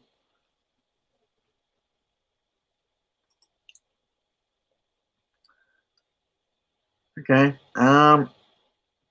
Again, not really much to say yet, but I think I kind of get what they're going with. Yeah. Well, it's like it's kind of reminding me a little bit of James Bond. My first reaction was Time Cop, but that's just me. Well, no, like the agency, the Yeah, or maybe a better analogy would be like Men in Black. yeah, probably Men in Black would be better, honestly. Yeah. I mean, time-based Men in Black that apparently employs a god of mischief because reasons. well, Actually, that would be a really cool setup for like an SCP movie. A version of the Foundation where one of the agents happens to be a trickster god.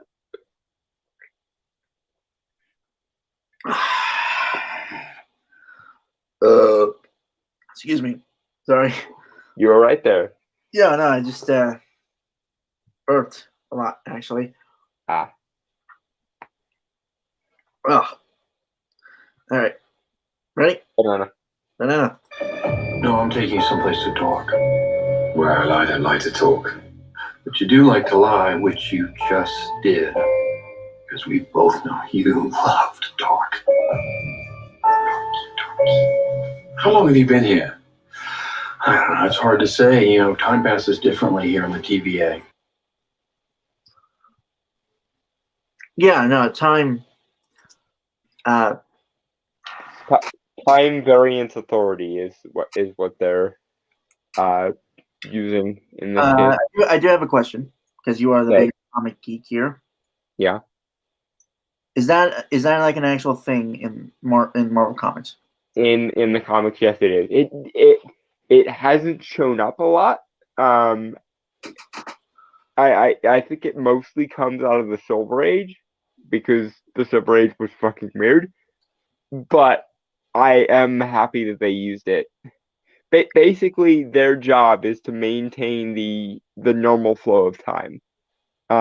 Again, sort of like a cross between the Men in Black and the SCP Foundation with a little bit of Time Cop thrown in. Basically, whenever there's a temporal anomaly, like, say, Loki jumping back through time when he was supposed to be delivered to Asgard appropriately, they show up and try their damnedest to either put it right or make the anomaly in some way useful to them so that they can put other temporal anomalies to light. And considering that Loki is a god, however puny a god he may be, as per the Hulk, they probably figured that they could use him, and they probably figured that he's done enough things to screw around with the timeline that he owes them, kind of. So I'm guessing that's where they're going with this.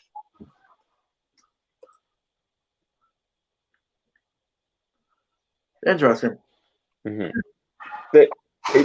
They're basically the human equivalent to like the Time Lords in Doctor Who, if anyone needs any other comparisons. Okay, anyway, banana.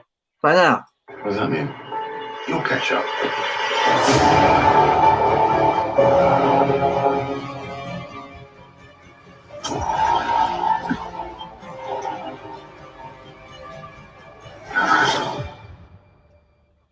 Glorious.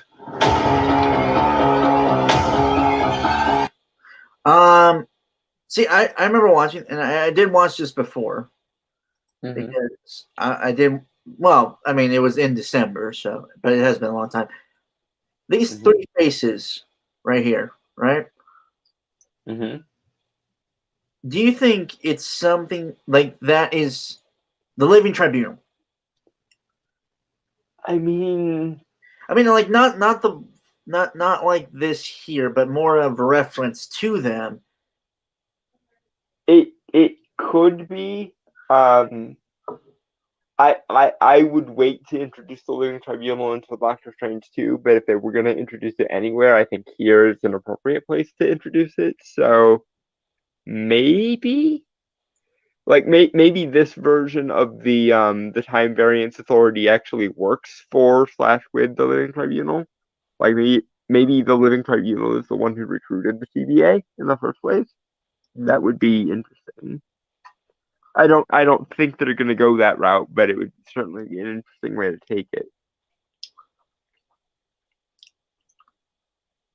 Yeah, it's just like when I saw this, I knew something I'd have to ask you was the thing. Mm-hmm. Yeah. It might be that the TVA considers the Living Tribunal like their mascot, kind of like they consider themselves almost like and this isn't quite what I mean, but almost like they worship the Living Tribunal or see it as like an ideal in kind of a quasi-religious sense. That would be interesting. Well, they're not portrayed as religious fanatics. Well, I mean, when you consider that the Living Tribunal is basically the cosmic embodiment of like order and balance and shit, especially when it comes to like mystical phenomena. So that it would make sense, even though I think the Living Tribunal is too big to introduce here. Mostly because if the Living Tribunal did what the Time Variance Authority did, there would need to be no need for the Time Variance Authority.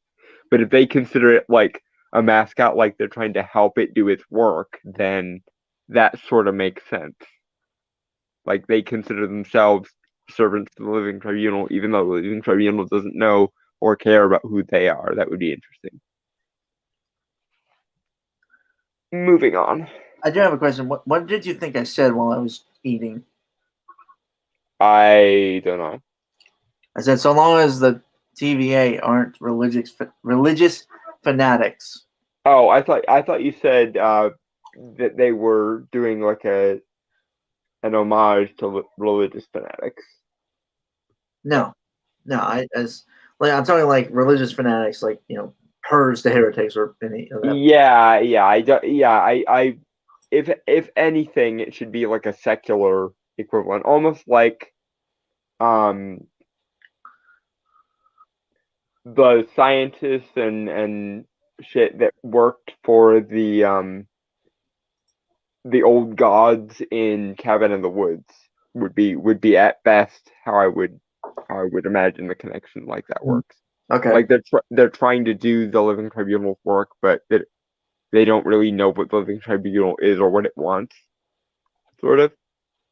All right. It would especially be funny if the Living Tribunal shows up at the end and is like, I don't know what you thought you were trying to do, but you weren't doing my work. Huh. That's interesting. I just noticed this. Hmm. Well, no, it's just like it's a little fun visual gag.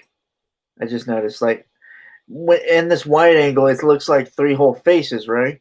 Mm-hmm. But when you do a close up of them, it looks like some of the statues, again, the busts, like some of the faces are like kind of popped out a little bit and slanted, like it's like one of those pictures that you have to look at a certain way for you to see. The magic eye paintings. Yeah. Yeah. Quick description on those because I'm not entirely sure what those are. Quick description on magic eye paintings because I'm not. Okay, so what they are is like they put a picture and then they hide the picture with dots that are similar in coloration to No. That's not what I'm saying. That's not what these are then. That's what they're called, magic eye paintings. I think that's what they're called. That's what I've heard them being called. Huh. And then you're supposed to like stare at the collection of dots in such a particular way, and then the picture is supposed to pop out at you. Almost like if you've ever seen one of those colorblind tests where like a number or a picture is in one particular color of dots, and then there are a bunch of other dots surrounding it, and you're only supposed to be able to see it if you're not colorblind. Mm-hmm. Yeah, no, it's just like I just noticed it because it looked pretty cool. Yeah, it's just like it's there's a thing I know like several images that are like hanging from different positions, and yeah, you have to like either get further away to be able to see like the whole image that it makes. Mm-hmm. Yeah, it is kind of similar to a magic eye painting, but more of a 3D aspect. I mean, Yeah. I'm not sure what I know what you're describing, but I don't know what it's called. yeah, I don't know. Other than just like an optical illusion. Probably that. Anyway, that was a weird tangent. Yep, banana. Banana.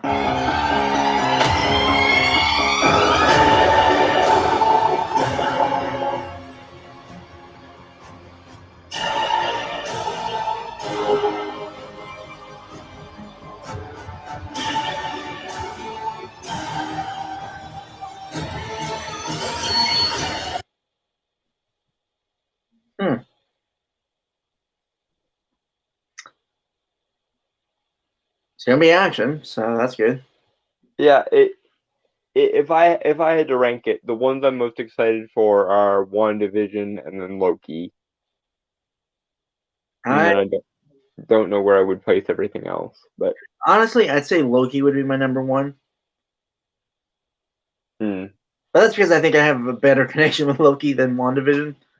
Yeah. Also, I think Loki is probably going to be more sci-fi-ish, and Wanda, if they do it right, is going to tip more into the mystical side of things. So it probably, although apparently one of the writers for Loki is going to be is going to help with Doctor Strange too. So I hope Loki is good, so that Doctor Strange too has a chance to be good. All right, shall we? We shall. Jinx.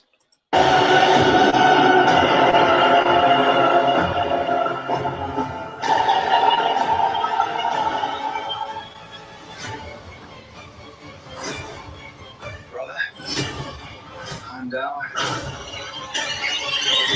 You best be ready.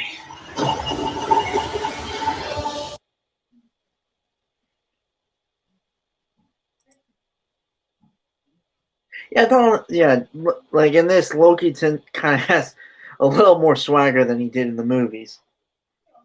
Yeah, I think one of the reasons why this got greenlit was so that Tom Hiddleston could finally have his day in court as Loki. Yeah.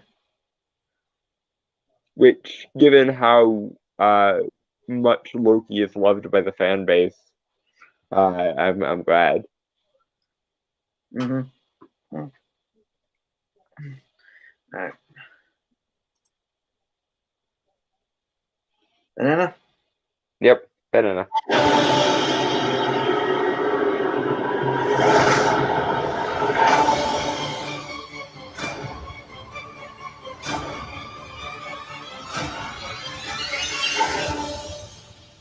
Come on. What did you expect?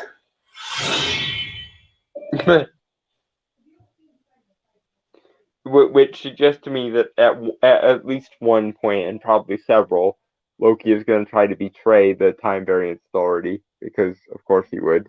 I do love protagonists who do moral ambiguity. Although I think it's going to dip a little bit farther than morally ambiguous and land right smack in the vein of like either very, very dark anti-hero or straight up villain, which can be cool too. Okay, like if we're thinking of this, maybe, yeah, like I'm holding out that the possibility is Loki, that this Loki, like he has to go back at some point. Obviously, like he goes through some type of character to live out the rest of his timeline. Yeah. Yeah, Oh, dude, what if he finds out about his death? And he knew all along that would happen. Like, yeah, he knew what was going to happen and it was inevitable and he did it anyway. Yeah. Because he loved Thor that much. Oh. That would be awesome and sweet. Fuck. But, no, it's just like, for one thing, I like when you have a main character or protagonist. Because Loki is the protagonist in this, obviously. Yeah.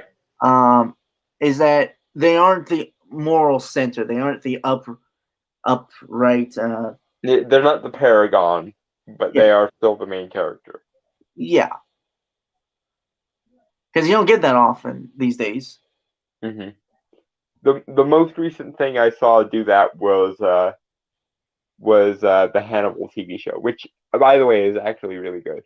It took me a long time to get into it because I'm a massive fanboy of Hannibal Lecter and I didn't want to see them screw it up, but I finally gave it a chance because Hannibal was free on Netflix, and it's really, really good. I already knew that. You were just being a stickler because you were simping for Anthony Hopkins. Well, I mean, can you blame me? It is like his definitive role, and it's one of the most interesting characters he's ever played. Fair enough. But that being said, Mads Mikkelsen did Hannibal Lecter proud. He will not be eaten today. Yeah. I do find it incredibly weird what he's wearing is the thing. Like, you have these post-apocalyptic soldiers, and he looks like a presidential candidate. Yeah. As Guardian. But yeah, I mean, he's Loki. He's nothing if not a showman. So sure. Yeah. So I do wonder how many people have the Marvel movies converted to Norse paganism just so that they can chill with Loki. Because I would imagine it's been at least quite a few. Because Loki has some of the most ardent fangirls out there. And I can't imagine the IRL Loki not taking advantage of that. Yeah. But no, I'm just. Yeah, that might be.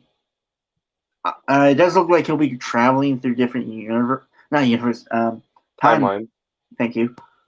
Yeah, different timelines, which I think will be pretty interesting. Because I'm very and like they could do somewhat of the clip show of his personal life in the MCU. Mm-hmm.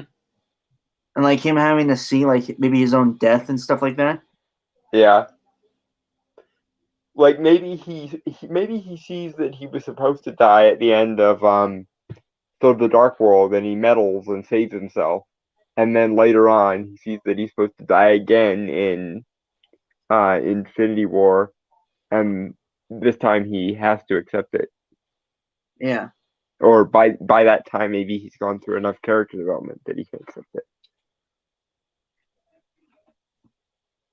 Although, since we know that WandaVision is supposed to tie in with Doctor Strange too, as long as we're focusing on Loki, I'd really, really, really like to see a Loki versus Doctor Strange fight, honest to goodness, this time.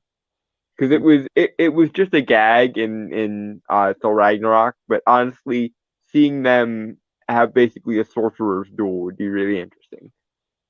Honestly, and I saw this before, like someone did a rewrite of Ragnarok, which I think is honestly so much better than the full.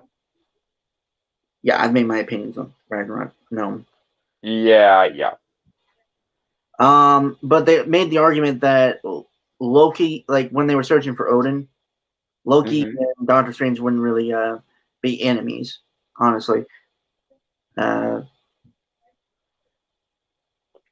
mean that would certainly be interesting. Although I do like the idea that Strange considered Loki enough of a threat that the second he set foot on Earth, he was just like, and nope. I mean, the falling thing was good. I do wish there was more. I've been falling for 30 minutes. Honestly, he would have hit terminal velocity by the time he hit the ground in the Sanctum Sanctorum.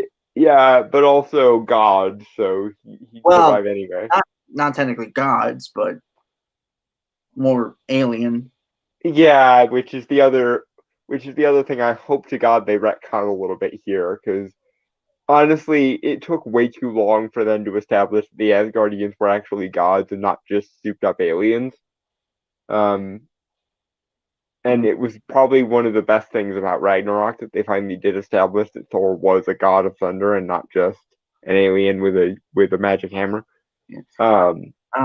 Fair enough. Okay, so yeah, unless we got any closing thoughts on the Loki trailer. It looks good. I hope they address all the alternate timeline stuff they want to address here, so they don't have to do it in Doctor Strange too. Yeah, excuse me. I do believe there's a Lady Loki in this series. Like she'll be like the primary antagonist. That'd be interesting. It'd also be interesting if Hela came back. But I imagine that if Hela came back, we would be hearing rumors of Cate Blanchett's return already. Yeah. What was I? No, I got on. I mean, comic recommendations because we haven't done that in a month. Let me see. Unfortunately, I actually got a lot of comics for Christmas, so I have quite a few comic recommendations. If you haven't read The Demon Etrigan by Matt Wagner, which is the very first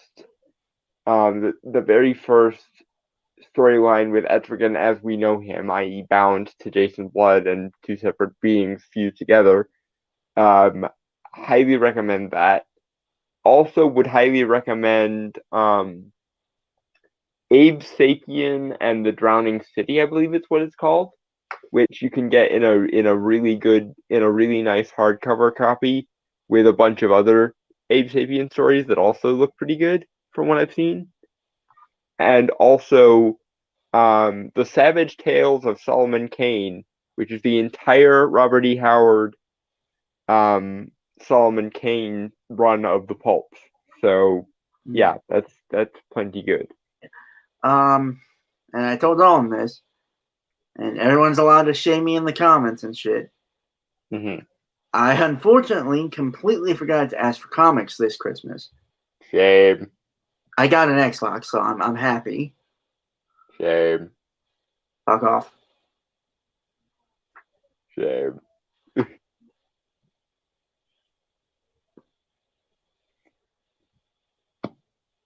I'm giving you a death stare, man.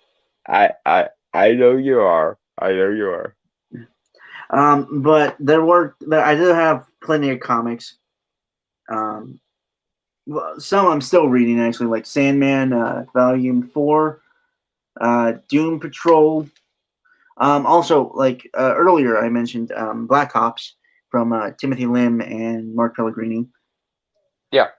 And also, I guess considering it contains a reference to me, I should recommend I should recommend Common America Volume 2, because I mean they had the good sense to put me in there, so I guess I should simp for that comic a little bit. Yeah, let's not use modern lingo anymore. It's makes me want to puke. Yeah, simp is a term that I think needs to die. Yep.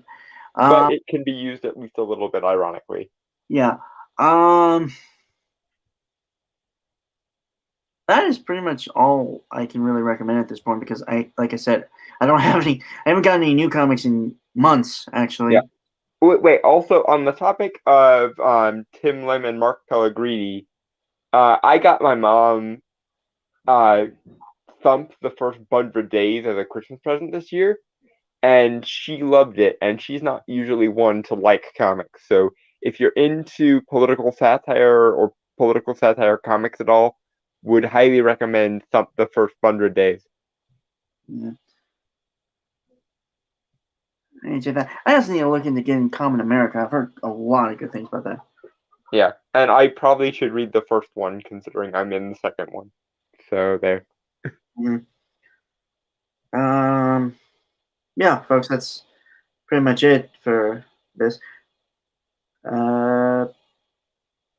Yeah, so with that, folks, I want to say goodbye, adios, aloha, auf Wiedersehen, sayonara, peace, cheers, and Maybe this year will be better than the last.